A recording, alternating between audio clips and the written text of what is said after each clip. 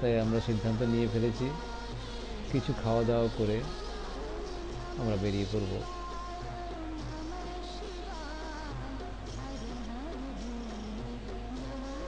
তার আগে আশেপাশের চারিদিকে বলতে গেলে, আশেপাশের বলতে চারিদিকে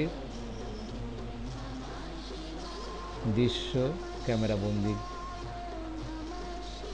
করে নিচ্ছে।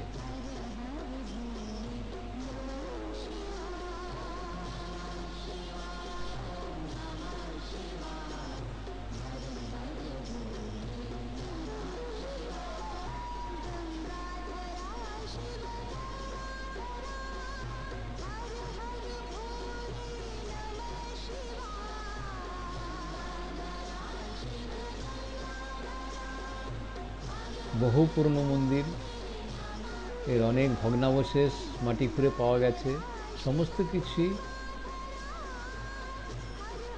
সাজিয়ে রাখা আছে।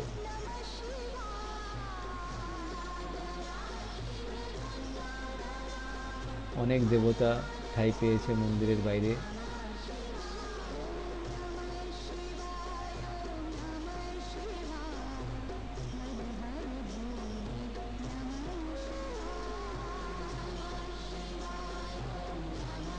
মন্দিরের ভেতরে ফটো তোলা বারণ, কোনোভাবেই তাদেরকে রাজি করা গেল না।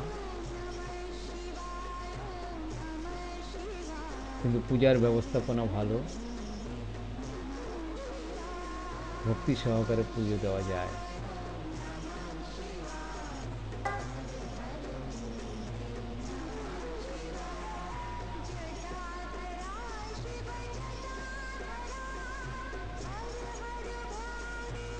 রূপোর চাদরে মোড়া প্রস্তর মূর্তি।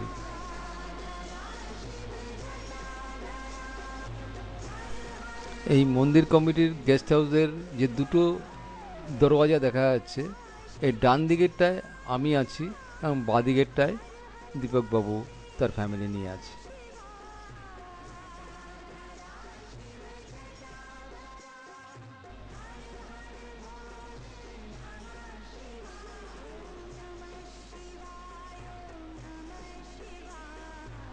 সেই আলুর পরোটা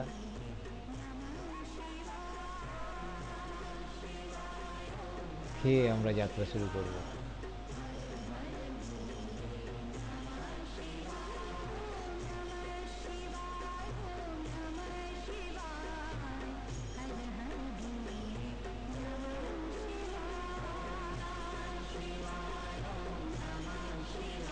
পাহাড়ের সব মন্দিরেরই একই পদ্ধতি, এই চন্দন সিঁদুর বেটে পুজোর ব্যবস্থাপনা করা হয় এবং সবারই কপালে এই চন্দনই প্রলেপ দেওয়া হয়।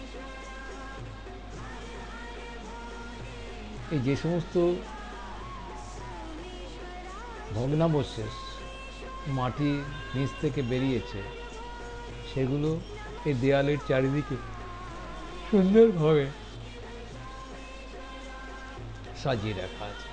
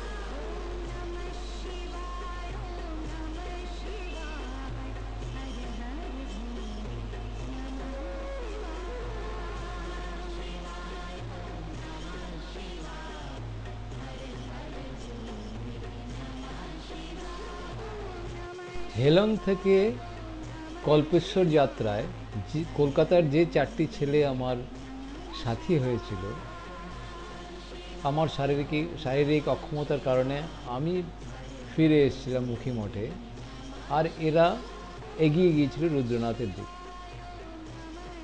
আমি যখন মদ মহেশ্বরজিকে দর্শন করে ফিরে আসছি, তখন ওই 4টি ছেলে মদ মহেশ্বরজিকে দর্শন করার জন্য উপরে উঠে আসছে। তাই এই সকলের সাথে মিলনে এক অপার আনন্দ সবার মনে ছেয়ে গেল।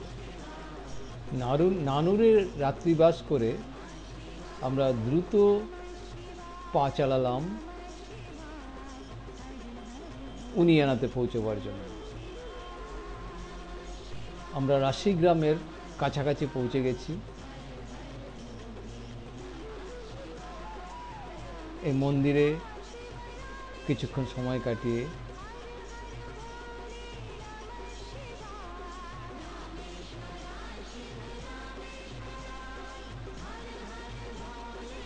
রাকেশ্বর মাতাজিকে প্রণাম করে আমরা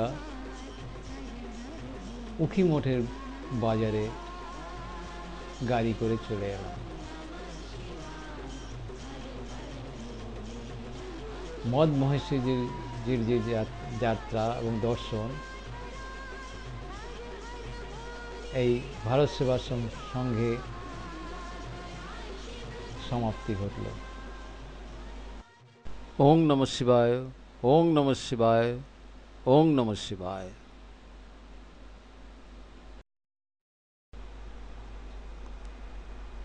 তুঙ্গনাথ দর্শন যাত্রার পূর্বে তুঙ্গনাথজির সম্বন্ধে কিছু তোমাদের শোনাচ্ছি। কেদারখণ্ডে মহিষরূপী শিবের সাথে ভীমের লড়াইয়ে কথা তো তোমাদের জানা আছে।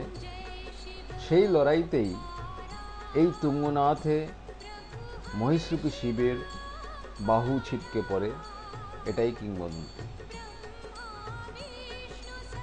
পঞ্চকেদারের মধ্যেই নয়, ভারতের সর্বোচ্চ মন্দির তুঙ্গনাথ। যে কোনো পথ দিয়ে চোপতায় এসে 3-4 কিলোমিটার গহন বনের মাঝখান দিয়ে ঘন্টা 3-এ 1000-5 ফুট উঠে তুঙ্গনাথ দর্শন করতে হবে। আমরা উখিমঠ থেকে গাড়ি নিয়ে এই চোপতাতে এসে পৌঁছেছি। তোমরা এই চোপতাকেই দেখতে পাচ্ছ, খুব সাজানো গোছানো, খুব ছোট্ট একটি বসতি। এখান থেকেই শুরু হয়েছে তুঙ্গনাথের পথ।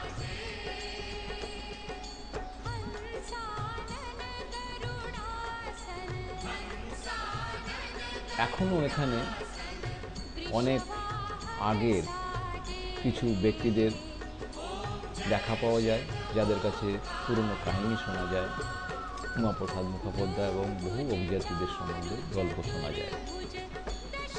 এইখান থেকে পুরো তুঙ্গনাথ পাইন গাছে ও রডোড্রোডন গাছের ঘিরে রয়েছে সম্পূর্ণ পাহাড়।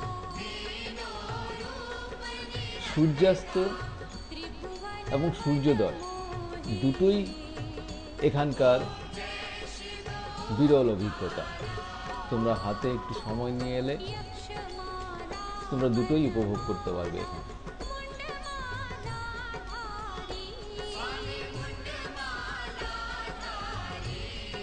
খুব ভোরে অন্ধকার থাকতে বেরিয়ে পড়তে হবে সূর্যোদয় দেখার জন্য। না, কোনো ডর ভয়ের কিছু ব্যাপার নেই।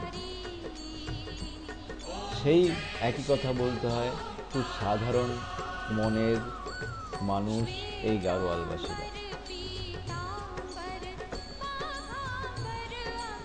আমরা সময়ের স্বল্পতার জন্য এবং মেয়েদের একটা টেস্ট ড্রাইভ দেওয়ার জন্য ঘোরার ব্যবস্থা করেছি, যে এই ছোট্ট জায়গাতে পরীক্ষা হয়ে যাবে মেয়েরা ঘোড়ায় চড়ে যেতে পারবে কি না কোথাও। তাই আমরা ঘোড়া নিয়েই তুঙ্গাজি দর্শনে চলেছি।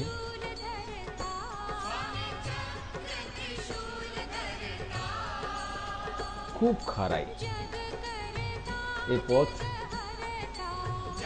খুব অল্প সময়ের যাত্রা, কিন্তু পথ খুবই খারাপ, প্রাণান্তকর অবস্থা। উপর থেকে নিচের আশেপাশের দৃশ্যগুলো দেখছো, বুগিয়ালগুলো দেখাচ্ছে তোমাদের।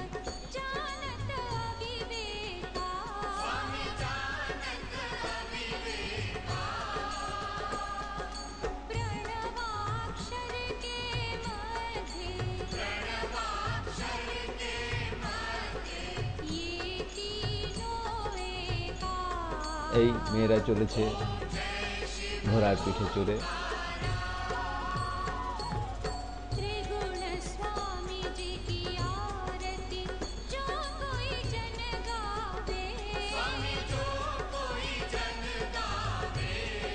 পথের দৃশ্য সত্যি, এই গাড়োয়াল হিমালয়ের এই যে পথের দৃশ্য, এই পথের দৃশ্যই বোধহয় মানুষকে পাগল করে নিয়ে আসে দর্শন ইচ্ছা। কঠিন পথ, কিন্তু ওই যে বললাম প্রাকৃতিক সৌন্দর্য মানুষকে টেনে নিয়ে আসে।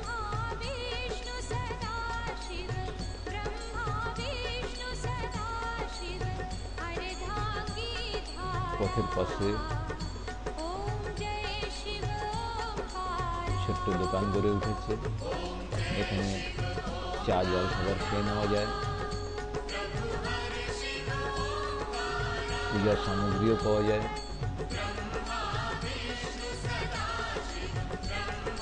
কোথাও কোথাও পথের পাশে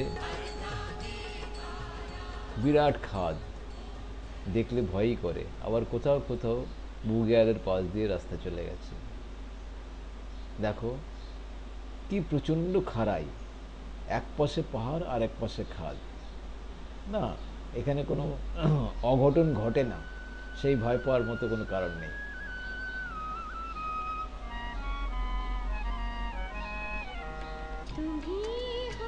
আমরা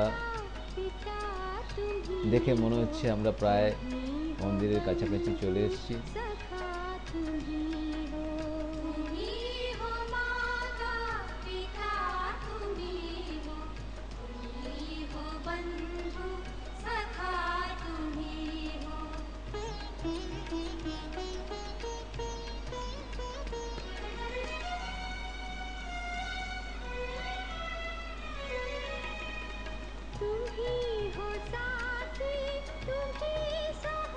ওই মন্দির দেখা যাচ্ছে।